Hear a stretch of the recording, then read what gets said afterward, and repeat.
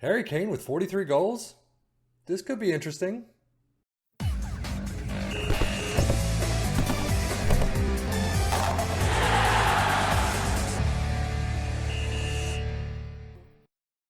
This is called the 433 Extreme Volts XVII. What is that? 17? From DeliciousStory, apparently. On the site I got this from, it does say that he tested with Liverpool, won the quadruple. Check on Discord. Apparently he has a Discord for even Delicious League runs. But he's got his win percentage at 51%, points per game 1.76. So he did okay. And I guess throughout the entire time he tested this, matches won 82, lost 43, and matches drawn 35.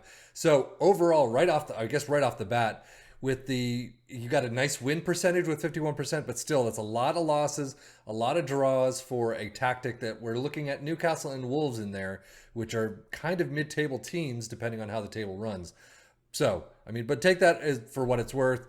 But DeliciousStory put a nice effort into showing all the information there. So check it out when you get a chance. But let's get into the tactic itself. But as you can see, it is a 4-3-3, sort of on the standard side. Sweeper keeper in defend, wingbacks on the left and right in support, ball playing defenders on the left and right, a ball winning midfielder in the central spot, segundo volantes in attack on the other sides, inside forwards in attack, and then an advanced forward in attack up front. Balanced mentality, in possession, attacking with this standard, approach plays pass into space, passing direction is shorter, tempo is higher, low crosses, run at defense and be more disciplined. In transition, counter press, counter, distribute quickly and roll it out.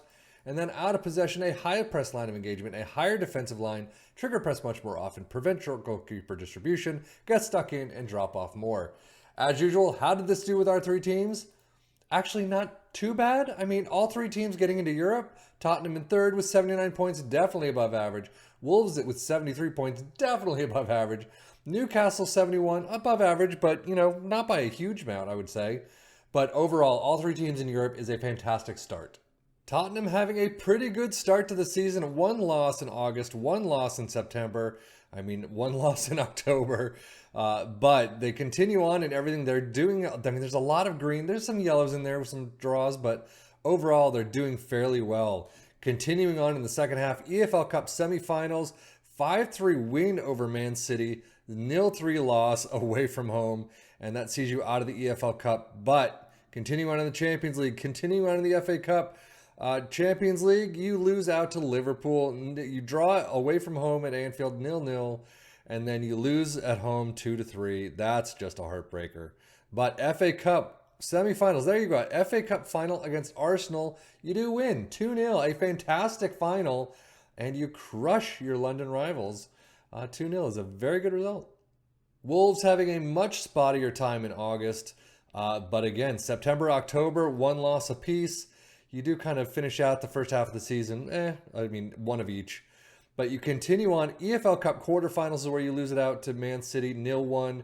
And then FA Cup fourth round to Tottenham 1-3. A great March. An okay April. You got some good times there for Wolves. And then Newcastle having a bit spotty of a time in August. Fantastic September 7-1 against Chelsea. That's a fantastic result. Not a great October, though. You do have some draws. You only have one loss, but still a lot of points missed right there.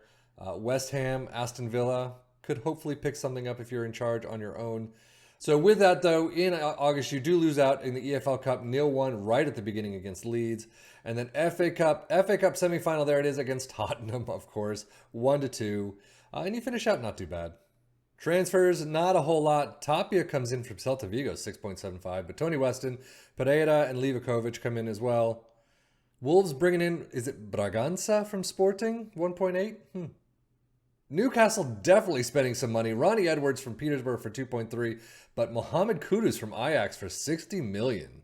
Squad-wise for Tottenham, plenty to talk about. Look at all those greens. Plus, there's so many 6'2", and above. That's a lot of players right there. Wolves, definitely not nearly as much, but still you got a couple in there. 6'3" for Traore. Newcastle, about the same, although 6'19" looks to be the tops. Yeah. Tottenham's data hub looks fantastic. Shaky defensively, as you would expect, but very good in attack. Leading the league. It's wow. Those are some really high numbers in dribbles per game and cross completion. Looking fantastic as well. Wolves, very good defensively this time around, but even better in attack. You don't have quite the numbers that Tottenham has, but I mean, you're getting there. You've got well over, the Premier League average, which is nice to see. Newcastle, not too bad. Very good defensively, even better in attack, same as Wolves. You're missing out on the fouls against per game, but pretty much everything else on par with Wolves. So overall, for Premier League stats at least, most goals Tottenham with 91. Beating Liverpool, beating Manchester City, Wolves beating Manchester City as well. Newcastle right on par. So again, as usual, you see a very attacking tactic doing very well on the table for all three teams. Fewest shots against, you've got all three teams. Possession, not great. Dribbles, you've got, it's kind of funny how we're starting to switch now in the very dribbling tactics. You've got a lot of dribbles made per the games, and previously you had none. But a lot of these other numbers, best pass completion, you got from 89 to 86. So everyone's kind of in that mix. But most shots for Tottenham, of course, was 775, 658 for Wolves is second. Most points per game, as you'd expect. Haaland with 27 goals, Kane with 26. Very nicely done. Kulusevski with 13. You don't see him in the charts much. Everyone in the assists. Son, Porro, Trippier, Sarabia, Bentancur. So all doing very well attacking-wise. Harry Kane with 7 Player of the Match awards. Passing, no. Dribbles made, there you go. Semedo, Porro, and Nori, as you would expect this time around. Livakovic, Lloris, and Pope, all with the fewest conceded. Most shutouts with just Pope. But most tackles won. You've got some defensive side there. Most key passes, again, Sarabia and Trippier are usually up there for the most part. 131 key passes for Sarabia. Son with 127. And then most shots. Isaac, Son, and Traore. And yes, Tottenham squad-wise for all competitions, Harry Kane with 43 goals. He did fine. 26 goals in the Premier League is a fantastic result. However, he really kicked it on in all the other competitions. Granted, he's got a lot more time in other competitions than Wolves and Newcastle do, but still. Son, 735 is fantastic with 30 assists. My God. 10 Player of the Match overall. And this is where we start to drop. Traore with 13 goals. It's not a great tally. It's a good tally, don't get me wrong, but compared to Harry Kane with 26, I don't know. Traore, though, with 733 highest average rating, 14 assists for Sarabia, and 6 Player of the Match awards for Traore. He did fairly well this season. And this is where you can really see it. Newcastle's Isaac, 16 goals, definitely on the low side for him.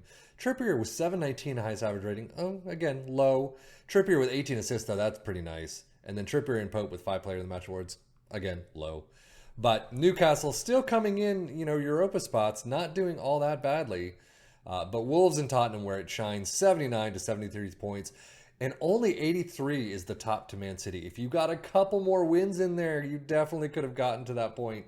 Again, this is just a straight sim. If you take control and you're good with the shouts, you're good with the transfers, you're good with the, tactical adjustments during a match, you might be able to get to that 83 points and beyond. But that is it for me, Seffian FM, for the Football Manager blog channel, saying thank you as always for watching. Take care and enjoy.